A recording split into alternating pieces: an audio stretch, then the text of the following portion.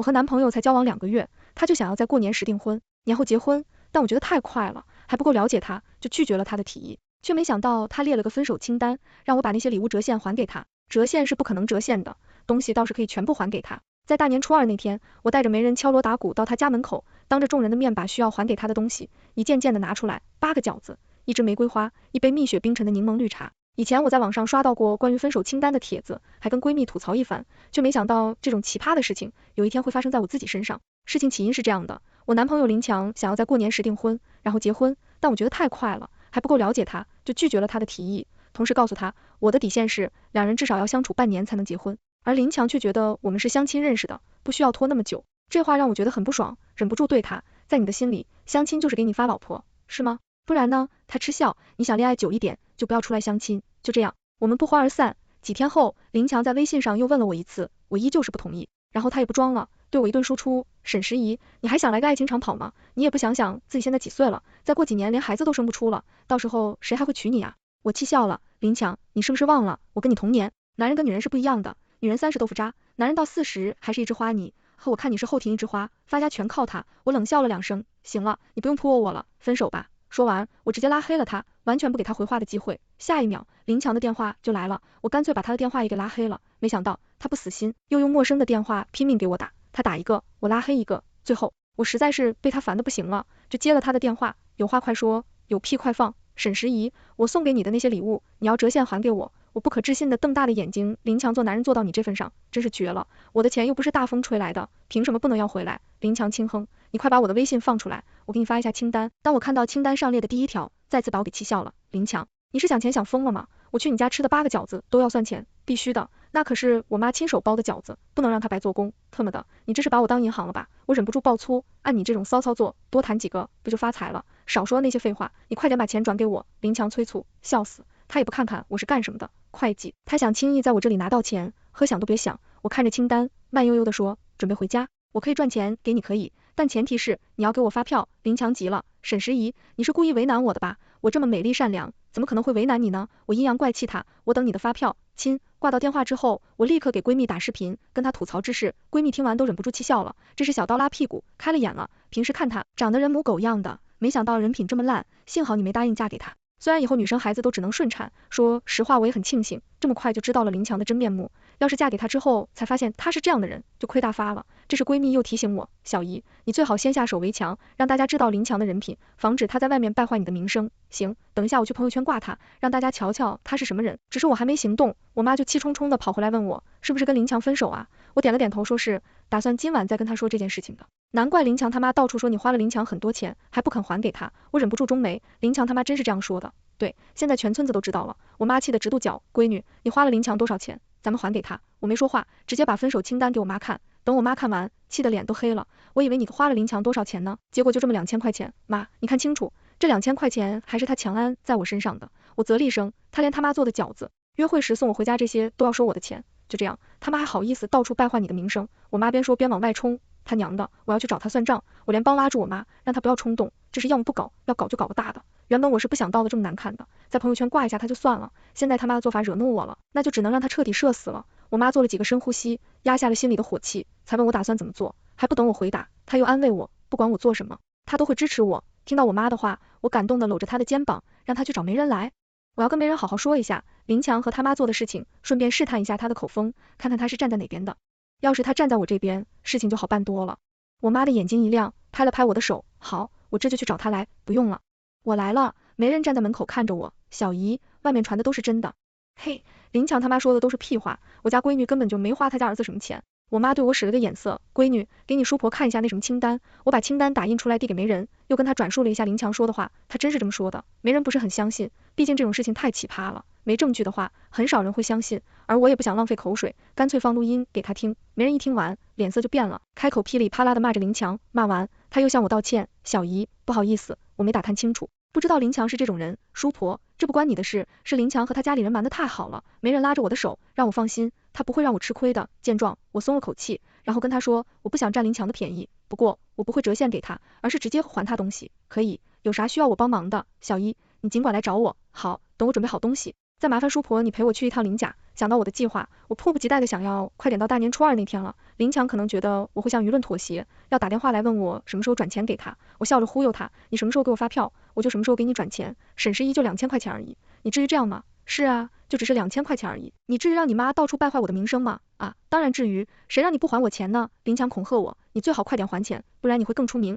我倒是要看看我会出名到什么程度，这件事情闹得越大，到时候他会反噬的越厉害。只是我有点低估了他妈的能力，没2天这件事情就传到隔壁镇，连我舅舅他们都知道了，打电话来给我妈问是怎么回事。我妈跟舅舅他们解释完后，叹着气跟我说，要不算了，把钱还给林强得了，不然再这么下去，我的名声就真的要败光了。我正想要安抚我妈，就被闺蜜的电话给打断了。不用说，她肯定也是为这事来的。果然，我一接通电话，就听到她说，小姨，你知道吗？你贪钱的事情都传到我家这边来了，现在知道了。我是真的没想到，林强他妈的那张嘴混那么厉害，我呵了2声，不给他颁发一个大喇叭奖，都对不起他的天赋了。那现在怎么办？人到年初二就好了，在这之前，我天天待在家里不出门，谁来也不见，一直到年初二那天，我早早起床化好妆，穿上战袍，然后拿着需要还给林强的东西，带上媒人和我妈他们敲锣打鼓的走去林家。路上有人看到我们这么大阵仗，就好奇的问我们干什么去。我恨不得全世界的人都知道这件事情，把林强钉死在耻辱柱上。所以我笑着回答，林强他妈不是说我花了他儿子很多钱吗？我现在去林家把钱还给他。那些人一听有热闹可以看，都笑呵呵的跟在了后面。等去到林家，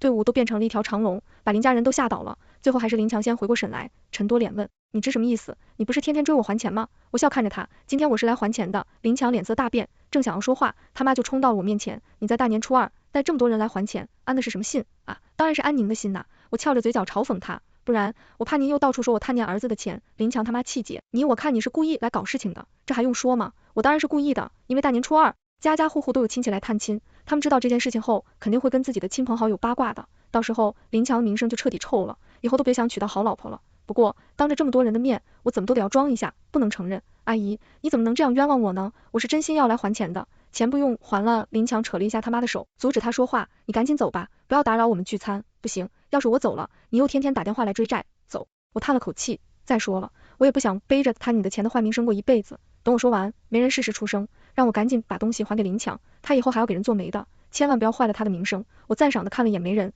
从包包里拿出一支无线话筒，开始了我今天的表演。林强，今天我当着大家的面把东西还给你，希望以后你和你妈不要再败坏我的名声了。沈十一，上次来你家，我吃了你妈包的8个饺子，今天我还你我妈包的8个饺子。我打断林强的话，端起一盘饺子看着他，还是说一定要我折现给你？话音刚落，看热闹的人都惊呆了，不可置信的看向林强，不是吧，不是吧，不是吧，吃他妈包的饺子都要收钱？啧，我一把年纪了，还是第一次见到这么吝啬的人，我也是第一次见，我也是。听到大家的嘲讽，林强的脸色涨得通红，梗着脖子骂我污蔑他。我笑了一下，拿出早已打印好的分手清单，让我妈发给看热闹的人，让他们看看我到底有没有污蔑林强。林强没想到我会准备得这么充分，一下子就慌了，他偷偷的对他妈使了颜色，他妈立刻捂着胸口倒在地上，哎呦哎呦的叫了起来。妈妈你怎么了？林强扶着他妈大声喊着，爸快叫救护车，我妈被气得心脏病犯了，哎呦呦不得了了，这是要气死人了呀。林强他奶跑过来，抬着大腿哭嚎着，今天这锅要是被他们扣在我头上了，以后都拿不下来了。我磨了磨后牙槽，抬脚走过去，准备戳穿林强他妈的把戏，林强却不准我靠近，还让我赶紧滚，不要再刺激他妈了，不然他妈出了什么事，他死都不会放过我的。我妈也担心会闹出人命，用力拽着我的手，劝我回家。我拍了一下我妈的手，让她放心，林强他妈没事，是装的。沈十一，你还在这儿，还射人吗？林强抬起头怒瞪着我，我妈都这样了，你还在讲风凉话？我双手抱胸，啧了2声。你见过哪个犯了心脏病的人的脸色会这么红润的？说到这里，我又故意叹了口气，哎，真是可怜天下父母心啊！你妈为了不让你丢脸，竟然连自己都诅咒。听到我说的话，看热闹的人顿时反应过来，他们被人耍了，这下不用我再挑拨，他们就纷纷指着林强和他妈冷嘲热讽起来。林强的脸色越发难看，天天他又动不过这么多人，就只能指望他妈了。我是真的胸口疼，他妈捂的胸口，继续装可怜。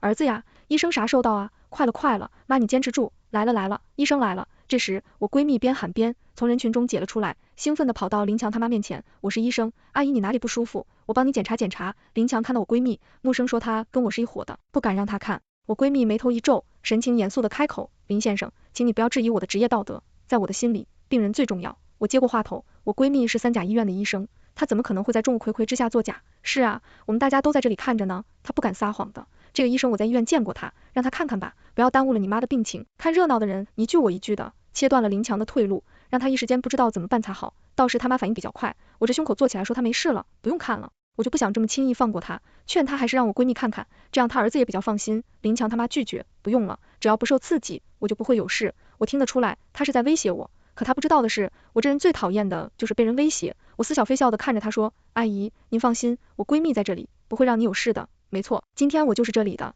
定海神针闺蜜拍了拍胸口，不过我觉得这大过年的，洋洋你应该不会来抓人的，除非有人故意作死。闺蜜说这话时，故意瞟了一眼林强他妈，林强他妈一离，目瞪我闺蜜一眼，甩着手回了屋里。见状，我暗笑了2声，连忙拿起话筒，继续之前的事情。好了，言归正传，接下来我要喊给林强一支玫瑰花。我举着玫瑰花向看热闹的人展示了一圈，最后看向面无表情的林强。2个月前，你向我表白的时候，送我一支玫瑰花，说代表你对我一心一意，当时我还挺感动的。我现在想想，你是舍不得花钱给我买一束花呀。看热闹的人再次哄堂大笑，这下子林强再也绷不住了，对我怒吼，沈时宜，你来这里的目的已经达到了，现在可以滚了吗？我欣赏了一下他崩溃的神情，毫不留情的拒绝说不行，必须要念完，我怕我不念完，他妈又到处说我坏话，败坏我的名声。林强立刻向我保证，他会管好他妈，不会让他到处乱说话的了。我还是拒绝，他瞬间黑了脸，问我到底想要怎样。他的摊手很简单，让我念完要还给你的东西。沈时宜，你没听过一句话吗？林强微眯着眼睛看着我，做人留一些，日后好相见。不好意思，我只听过斩草不除根，春风吹又生，这次不把他彻底摁死，谁知道以后他和他妈又会搞出什么事情来。到那时候我就没办法像今天这样操作的，不然别人也会觉得我有错。想到这里，我不再搭理林强，自顾自地往下念清单，一杯蜜雪冰城的凝冻绿茶，一直在某宝买的杂牌口红。念到最后，我抬眼看向面如死灰的林强，询问他的意见。这2个月约完会，你开车送我回家租，送了7次，一共20公里，现在要不要我开车载你去转够20公里？林强闭了闭眼，咬牙切齿的回答，不用，行吧。我耸了耸肩膀，那其他的东西你有问题吗？没有，你可以滚了。我是很想立刻马上就走，但是我指了指他脚上穿着的 AJ4，上个月8号是他的生日，我竟挑细选了一双鞋子送给他，他收到后高兴的不得了，只夸我是世界上最好的女朋友。现在分手了，他和他妈还这样对我，我当然要把鞋子拿回来，不然以后半夜想到这事都得坐起来扇自己一巴掌，太呕了，一双破鞋子谁稀罕啊？林强冷着脸脱掉鞋子提到我面前，哈，你不稀罕，再说怎么分手了还天天穿？我哈了一声，拎起2只鞋子，当着他的面丢到了他家旁边的池塘。做完这些，我心里一阵舒畅，转身笑着看向我妈他们，好了，搞定了，回家，等一下。就在这时，一个长相清秀的女孩子快步走到我面前，林强看到她，慌张的跑过来拉着她的手，低声哄她进屋。这2人有猫腻。我停下脚步，看向女孩，问她有什么事。你放开我。女孩用力甩开林强的手，转头看着我，请问你是什么时候和林强分的手？我看了看慌张的林强，又看了他女孩，就猜到了他们的关系。难怪他看到我来回脸色大变，原来他一脚踏2船，要不是今天来找他报仇，估计我这辈子都不会知道。我越想越生气，看着女孩说，这个月15号，他想让我年后嫁给他，我不同意就分手了。好，很好，他也是这么跟我说的，既然我说了，结果傻傻的答应了。女孩气急反笑，一巴掌甩在林强脸上，渣男，一脚踏2船的感觉，是不是很爽？这巴掌打得极重，林强的脸上很快肿起了一个巴掌印。他妈看到后不在屋里装死了，飞快的跑出来推了一下女孩，青青，你怎么能动手打小强呢？他一脚踏2船，难道不该打吗？女孩愤怒的指着林强，林强他妈不依的摆了摆手，说又没结婚，谈几个都没问题。林强，别说女孩了，就连我都被他这番话给惊掉了下巴，果然是上梁不正下梁歪，我今天算是见识到了。我也见识到了。女孩感激的看着我，谢谢你救了我一命。我明白他意思，笑着回了一句，有福之女不入无福之家。女孩赞同地点的点头，没错，像他这么吝啬的渣男，最好这辈子都跟他妈锁死，不要去祸害其他女孩子。青青，你听我解释。林强伸手想要去拉女孩的手，女孩一把挥开，嗤笑着说，没什么好解释的，分手吧，记得把分手清单发给我。话落，他给我点了点头，就要回屋收拾东西走人。林强顾不得找我算账，连忙跟了上去，低声求女孩原谅他，不过我敢打赌，以那个女孩的性格，100%不会原谅他。我满意的收回视线，抬手挽着闺蜜的手，好戏结束了，走了，走了，回家吃饭了。我们一行人浩浩荡荡的离开了林家，只是大家都意犹未尽，边走边讨论今天这场戏。我妈很是后怕的说，幸好闺女你没答应嫁给林强，不然就真的是跳进火炕了。就他妈那种思想，那种性格，谁做他家媳妇都得脱层皮。听到这话，没人愧疚的不得了，再次向我道歉，同时表示有他在，林强这辈子都别想找本地媳妇了，没人在我们这一代都很有名气，有他这句话，林强就真只能找外地媳妇了。林强他今天赔了夫人又责兵，他妈有可能会跑来找你算账，闺女提醒我，这段时间你小心一点，别被他罗上了。不得不说，我闺蜜是真厉害，用人预判了。没2天，林强他妈哭嚎着跑来我家，要我陪他儿媳妇，我妈气坏了，走上去想要把他拉起来，大过年的，你跑来我家好啥呢？你家闺女害得我儿子没了儿媳妇，还丢了工作，他不该赔吗？听到林强丢了工作，我很感兴趣的问他怎么回事，林强他妈也没瞒着，一把眼泪一把鼻涕的说了起来。原来那个女孩是林强的同事，还是他公司老板的外甥女，只是他隐瞒了自己的身份，所以林强并不知道。这次他回去后跟他舅舅一说，林强就被辞退了。听完，我忍不住鼓了鼓掌，笑眯眯地说，干得漂亮，有钱有势就是好啊，一句话就能把人摁死，不用像我这样大费周章，这都是你的错，要不是你，青青就不会跟我儿子分手。林强他妈推开我妈，从地上爬起来，我不管，你得要陪我一个儿媳妇。我好笑地看着他，你想让我怎么陪？你嫁给我儿子就好了。林强他妈有点嫌弃地扫落两眼，虽然你比不上青青，但也勉强能接受。我妈气疯了，拿了一把扫把朝他身上挥，滚滚滚，给我滚出去！我又没说错，你家闺女都已经是个老姑娘了，也就我儿子不嫌弃她。我妈打断他的话，你放心，就算全天下的男人死绝了，我家闺女不会嫁给你儿子的。我妈用力把他推出去，关上门之后，对着门板催了一声晦气。可林强他妈明显是不达到目的不罢甘休，他瘫坐在我家门口，呜呜的哭了起来。左邻右舍听到，都走出来看热闹，这又把我妈给气到了，想要出去把他揍一顿。我连忙拉住他，拿出手机给林强打电话，让他来把他妈带走。结果他说，我管不了我妈。行，既然你管不了，那我就让警察来管。我挂的电话直接报了警，警察来到我家，了解了事情的来龙去脉后，就把林强他妈给教训了一顿，还警告他不准再来我家胡搅蛮缠，不然就拘留他。林强他妈不敢在警察面前嚣张，小声的咚啷了几句就走了。经过这时，我妈总算是看开了，跟我说，以后不会再催我结婚了，要是运气不好，遇到像林强他妈那种恶婆婆，就真的是倒8辈子血霉了。我没想到还有意外惊喜，高兴的都想去给林强他妈磕一个了，谢谢他让我自由了，不用再被催婚了。我闺蜜知道后，语气悠悠地说，小心乐极生悲，我知道你是妒忌我解放了我，哈哈大笑，你跟你妈说一下我的事情，她就不会催你了，哼哼，不听老人言吃亏在眼前，你等着吧。次日早上，当我看到拎着大包小包站在我家门口的领强，忍不住在心里低咒2声，闺蜜那个乌鸦嘴又被她说中了，真乐极生悲了。你来我家干什么？不会是来向我道歉的吧？对对，我是来向你道歉的。领强脸上露出讨好的笑容，小姨，之前是我错了，你能原谅我吗？我上下打量了他2眼，哟，看样子你是没把那个女孩追回来呀。那个女孩的家境比我的好，是男人都知道应该选谁，只不过她现在没得选了，明天就会选了，名声也臭了，就只能回头找我了。林强脸色一僵，随即又讪笑着跟我说是误会，他的那个女孩只是同事关系，我见过脸皮厚的人，但没见过脸皮这么厚的。我厌恶地瞟了他一眼，滚吧，以后不要再出现在我面前。可他好像听不懂人话一般，天天跑来我家门口装深情，他自己来就算了，还让他家那些3姑6婆来劝我。男人嘛，没结婚前是有点花心的，等结婚有孩子就好了。像我家老头子年轻的时候也这样，后面有了儿子，他就完全收心了。小姨，咱们女人啊，不像他们男人，有资格挑3拣4。我笑眯眯地看着面前的妇人，一开口就直戳他的心。不是吧？我怎么听说你家老头子前几天还去找小姐呢？妇人脸上的笑容一僵，尴尬地搓了搓手说，没这回事。我抿着嘴不说话，只似笑非笑地看着他，只把他看得冒冷汗，才讪笑着开口。他可能是觉得太无聊了，才想着去玩一玩的。我轻哼了一声说，可见男人只有挂在墙上的时候才会老实。哎呀，咱们做女人的不能太计较，睁一只眼闭一只眼就过去了。说实话，以前你怀着孩子还要下地干活，他却在风流快活时，正没想过要弄死他。我妇人语塞，我抓着他的手，拍了拍他的手臂，我懂，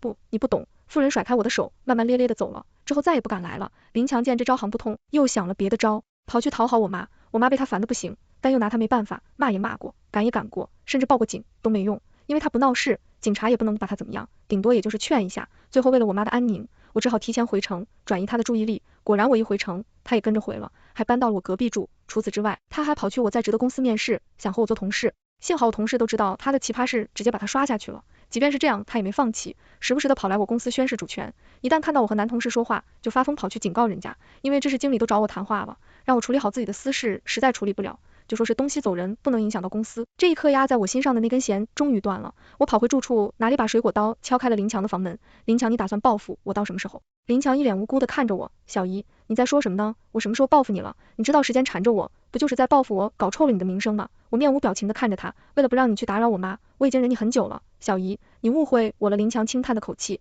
我是真的爱你啊，想和你结婚，幸福的过一辈子。看来他是不搞死我都不会收手的了。既然这样，那就看看谁更狠。我从身后拿出水果刀，直接砍向林强，吓得他脸色一白，猛地后退了几步。沈时宜，你是疯了吗？我是疯了，被你逼疯的。我反手关上门，冷漠的看着他，今天不是你死就是我活，见我这么疯狂。林强不敢跟我硬碰硬，转身跑去卫生间躲了起来，可惜卫生间的门不怎么牢固，我用力一出来就踹开了。沈时宜，你不要冲动，杀人是要偿命的。林强缩在角落，吓得瑟瑟发抖。我已经报警了，警察局里。警察问我跟林强有什么仇，为什么想要杀他？我一脸委屈的说，警察同志，他是我男朋友，我爱他都来不及，怎么会想杀他呢？他不是我女朋友，我们已经分手了。林强大声反驳，今天要不是你们来得快，我早就被他杀了。我觉得嘴巴茶里茶气的问他，是不是还在生我的气？林强还没出声，警察就敲着桌子，让我严肃点，正面回答他们的问题。我立刻坐直身子，神经严肃地说，我跟林强没仇，更不会想杀他，那你为什么要踹卫生间门？警察指桌面上的水果刀，还有